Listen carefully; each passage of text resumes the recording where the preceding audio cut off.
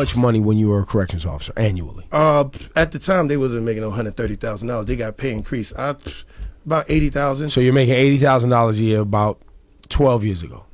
It's been about 12 years ago. And you decided to participate in prostitution, smuggling, contraband. What other crime were you committing? I committed a lot of crimes. Give me another one. I feel weird. My you want the trifecta? I need three things on the list. Three. So okay. My OCD's kicking in. I need the three thing on the list. Okay, corruption ain't always bringing in contraband and dealing with prostitutes in jail. It's a lot of things that go on. Okay. It's a lot of things that go on. As far as we all know, well, not we all know. We don't. People all assume that correctionals beat inmates for no reason and mistreat them for no reason. That happened. Yeah. A lot. And me being a big guy, you was fucking some people up just because it was a bad day. Well, and not fucking somebody up. Well, I'm not gonna sit here and cop out to you, but you already did your time though, bro. But most of my involvement was being called to an alarming situation, being called on behalf of somebody else. Only a few times I had the one-on-one where I had to do something myself, and I'm not sitting here telling you I was tough Tony because I got knocked out myself. Mm-hmm. So within the line of being corrupt, if I came in there and I didn't want to be bothered and I had a hangover or whatever the case may be, you might have had a problem with me. If you came up to me on some BS with something else that really I overstepped my boundaries with putting my hands on you. Now I have a question. There's the son of Sam law that I was telling you about, which makes it illegal for criminals to profit off of telling their story. How did you go around that law? What it is, that son of Sam law says that no criminal can profit off their crime if they have victims. My charge is attempt drug sale in the third. I have a victimless crime. So like, hypothetically speaking, if I killed somebody or something like that, and they decided to put my book out, all the proceeds would probably go to the family of the victims of that I did something to. But in this case, because it's a victimless crime, not the same. YouTube family, what's going on, man? Thank y'all for checking in. Another episode on Hell on Rikers. On this episode, man, we're going to be talking a little bit about contraband and corruption of COs on Rikers Island. Because I've been there, more than a few times, and I've seen it all. I've witnessed it all. You know what I'm saying? It's crazy, man. There's a lot of corruption going on there. There's a lot of contraband, a lot of weapons. You know what I'm saying? During my time there, you know what I'm saying, I can't even front, man. It was like I said in previous videos, the COs was with everything. It's not like how it is today. Today, the COs that they have on Rikers Island is young. They're 21, you know what I'm saying, 22, 23, stuff like that. And I mean early 20s to the late 20s. Back when I was growing up and coming up, going through Rikers Island, the COs was like fully grown, 40, you know what I'm saying, 50, stuff like that. They had young ones, but not like how they have them today. So I was in the 4 building, C74. That's the adolescent building when I was there. You know what I'm saying? Y'all watch previous videos, y'all know how the program goes and how the stories go with the program, if you with the program, if you with it, and how you get extorted, beat up, your phone calls, they take your phone calls, stuff like that. You getting jumped a lot. COs is not doing nothing really. They, you know what I'm saying? They letting everything go down. Back then, a lot of them was letting the stuff go down that was happening. But you had here and there, you had a handful that would be on they other stuff. You know what I'm saying? Trying to stop the stuff and doing the job by the book basically.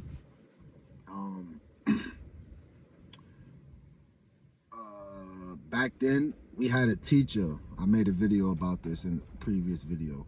But for those that don't know, back then we had a teacher. His name was Birdie. He's not there no more. But in '06, he was there. He used to bring tobacco in for us. You know what I'm saying? We used to trade him clothes because back then you could wear your own clothes and stuff like that. Street clothes, street sneakers, and jewelry, stuff like that. Only the strong was able to do that though. So he used to bring us in packs of cigarettes and stuff like that. You know, we also had COs bringing us packs of cigarettes, female COs, even the dudes too. You know what I'm saying? Back then, a pack of cigarettes on Rikers Island go for, I don't know what it is today, but back then, a pack of cigarettes on Rikers Island go for $100 or something like that. A pack of cigarettes, a $10 pack. It don't even have to be the New York stamp pack. It's a $10 pack. You know what I'm saying? It would cost $100 on Rikers Island. So, with that being said, you could just imagine all the corruption, you know what I'm saying, all the briberies that was going on, you know what I'm saying, especially by the older inmates, you know what I mean, the OTs, that's what they used to call them, you know what I mean. You had young adolescents that had COs under the wing, bringing in shit, outside food, letting them use their cell phone, because they got their cell phones while they working, you know what I'm saying, so, I don't know how it is today, like I said, but back then that's how it was. They had their cell phones while they was on the floor, I'm saying, while everybody was in the day room or on the tier moving back and forth. But, you know, you had a lot of COs that was easily bribed and, you know, that was with the program, basically, you know what I'm saying? So, let me just play this little clip real quick for y'all. I want y'all to see something, but at Rikers Island are accused of taking bribes to smuggle drugs and cell phones to inmates. 15 other people, including 5 inmates, are also charged in this scheme. Prosecutors say that the guards received thousands of dollars to get the contraband past security. The New York City Department of Corrections says that 2 of the accused officers have been suspended without pay and will be terminated if they are found guilty. The 4 other guards are no longer with the department. that's crazy, right? Yeah, it's really like that. It really happens like that.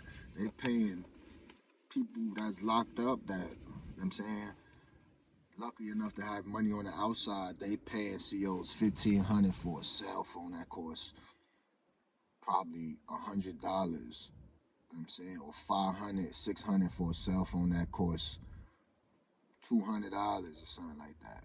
A pack of Newports, $100 every trip. Every trip. It probably went up by now, you know what I'm saying? But yeah, it was real. There's a lot of contraband. Back then you had COs bringing in scalpels and contraband for inmates. You know what I'm saying? I don't know how it is again today. You know what I'm saying? But that's what it was back then. That's just how crooked the COs was back then. There was so much, I didn't see COs beat dudes up, like make them unrecognizable, like literally, like 1 minute you see them in the house, you feel me? Because when they come and they take you out, when the turtles come and take you out and they take you to intakes, sometimes they beat the shit out you, like, you know what I'm saying? And there's nothing you could do. You handcuffed behind your back, I mean, and they just be beating you up, you know what I mean? And then you see the dude probably a day or 2 later, and his eyes is both swollen shut. He got lumps all over his forehead, his head. Like, I really seen this. I seen COs slap fire out of dudes. COs slapped me before, almost got a shaking with him. You know what I'm saying? But it's just a lot of corruption that was going on back then. A lot of people, a lot of people got they self hurt on Rikers Island, like due to COs giving niggas that was running the crib green lights to wash them up. You know what I'm saying? If you was disrespectful to a female CO back then, oh man, you better not be disrespectful to a female CO back then. Bruh, she was calling the A-team, or she was calling the people that had the crib, that ran the crib, you know what I'm saying? Because they had her under the wing. She was probably most likely under the pressure and scared, you know what I'm saying?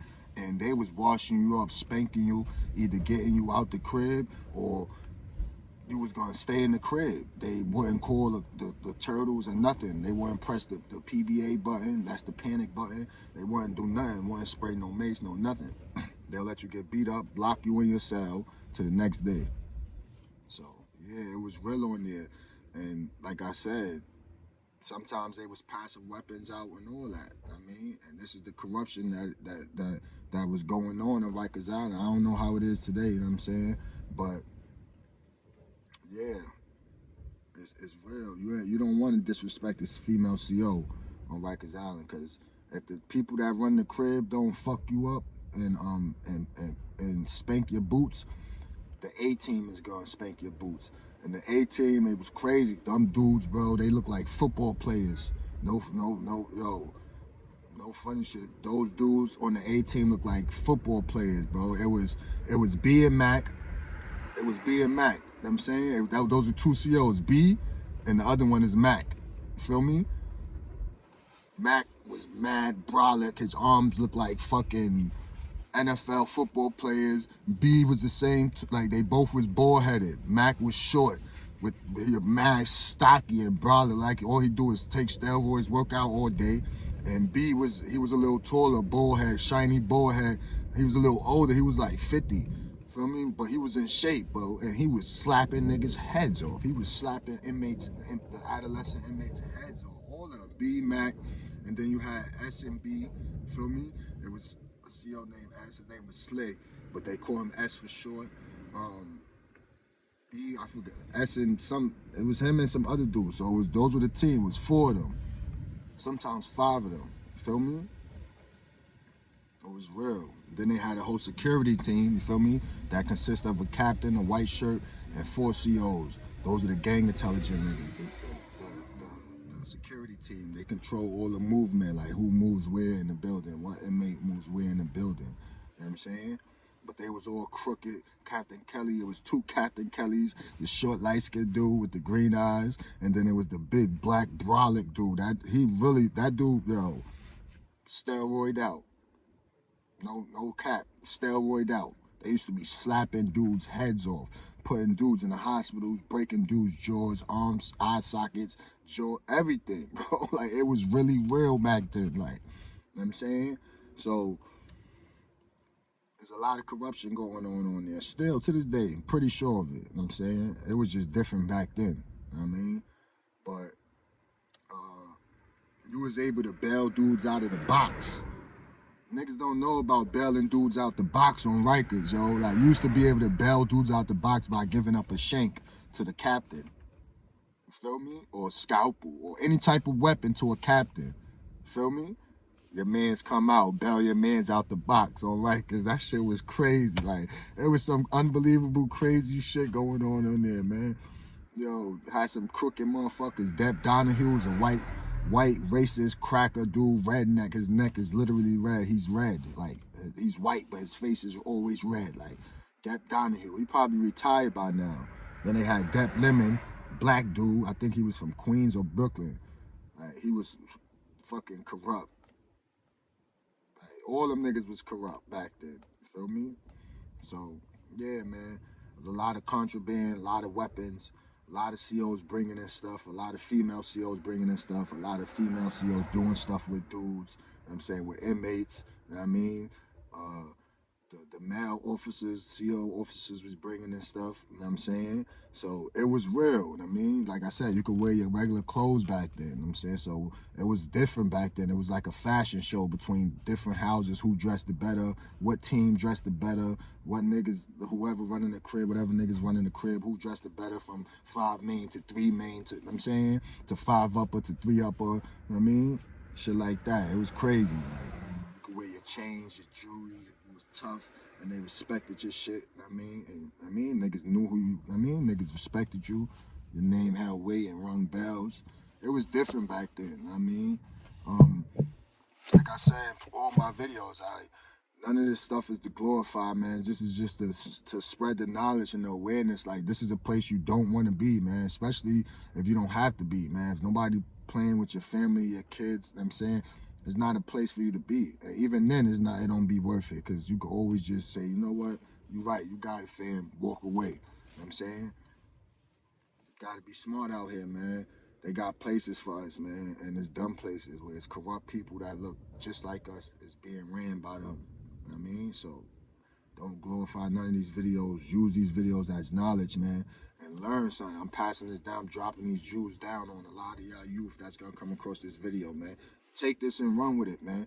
Get out the streets, stop gang banging, stop following your friends. That's a gang banging, feel me, or running the streets. You know what I'm saying? Make it back home to your family every night, man. If you got kids, make it back home to your kids and your wife, whoever, every night. You know what I'm saying? That's the goal. Once you step out these doors. That's just what it is. And I see how what this world is right now. It's 2023. The deaths is getting younger and younger and younger. You know what I'm saying? The jail incarceration rate is the younger generation, teens. That's all you see getting locked up, getting arrested for murder, carrying guns. It's not worth it to mess up your life. I'm telling y'all. It's gonna be hard for y'all to get jobs, all that gangster shit is not gonna last forever. You either gonna die doing that, and if that's what you wanna do, go ahead, you stupid. Or you're gonna go to jail for years, decades, and that's stupid too. You know what I'm saying? So you might as well just stay out the way, mind your business, go to school, finish school, get a career, start young, don't have no kids, you know what I'm saying? Get your shit together, get financially set, and then have kids if you want them. You know what I'm saying? And take it from there. Get a business, start a business, do, you know what I'm saying? Right way, smart way. If I knew all of this back then, but with that being said, man, like I said, these videos ain't to glorify, man. Stay tuned in for the next video dropping. Make sure y'all check out all my videos from the beginning. I had took off, like, I think 4 months off YouTube, but I'm back now, man. And, you know what I'm saying? I got more knowledge for y'all. I got, you know what I'm saying, more videos. You know what I mean? I'm going to drop a video of the A-Team, about the A-Team. You know what I'm saying? I'm going to drop some more videos about me being in the box on Rikers Island in the box. That shit is filthy. You know what I'm saying? I'm going to drop some more videos on that and more videos about me in the box up north. You know what I'm saying? And how the riot was and all that for all the newcomers. You know what I'm saying? But stay tuned in. Be safe, man.